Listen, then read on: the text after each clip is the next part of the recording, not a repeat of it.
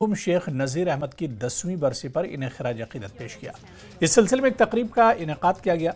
Deputy CM Surendra Chaudhary ने कहा कि सिर्फ एनसी ही जम्मू कश्मीर को अमन और तरक्की की तरफ ले जा सकती है। उन्होंने कहा कि उमर अब्दुल्ला जम्मू और कश्मीर की तेज़ रफ्तार तरक्की को यकीनी बनाने के लिए बहुत से इक़दाम कर रहे हैं।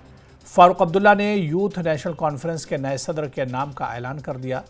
तेंदरपाल सिंह को यूथ एनसी का नया सदर मुकर्रर किया गया है।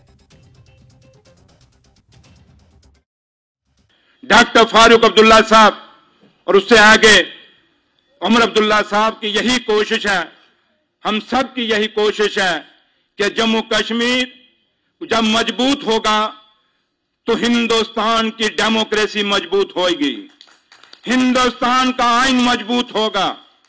इसलिए आज उमर अब्दुल्ला सरकार जो आज सिर्फ 3.5 महीने हुए हैं, पूरी एक जदोजहद कर रही है, पूरी एक कोशिश कर रही है कि जो एक बिखरा हुआ निजाम हमें मिला है, डॉक्टर साहब की क़यादत में कायदे सानी डॉक्टर फारूक अब्दुल्ला साहब के बताए हुए रास्ते पे ये सरकार चलने की पूरी कोशिश कर रही है। हम जानते हैं कि आप भी जानते हैं हमारे आगे मुश्किलें और मुसीबतें बहुत हैं। हमें जो निजाम मिला है, हम जब भी सरकारें इससे पहले बनी, जम्मू कश्मीर एक स्टेट थी, आज जम्मू कश्मीर एक टूटा हुआ यूटी है। जब हमें पहले सरकारें संभाली थी नेशनल कॉन्फ्रेंस ने, तब हमेशा ये खजाने भरे हुए थे, और आज जब हमने संभाली ये खजाने खाली हैं।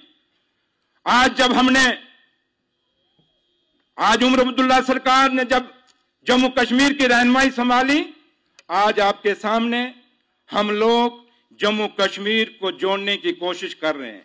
लद्दाख भी हमारा भाई है, हमसे बिछड़ा है, लेकिन ये नहीं कि हम दिल से दूर हो गए हैं। आज भी दिल से हम उतने ही मजबूत हैं जो 2019 से पहले जितने मजबूत थे।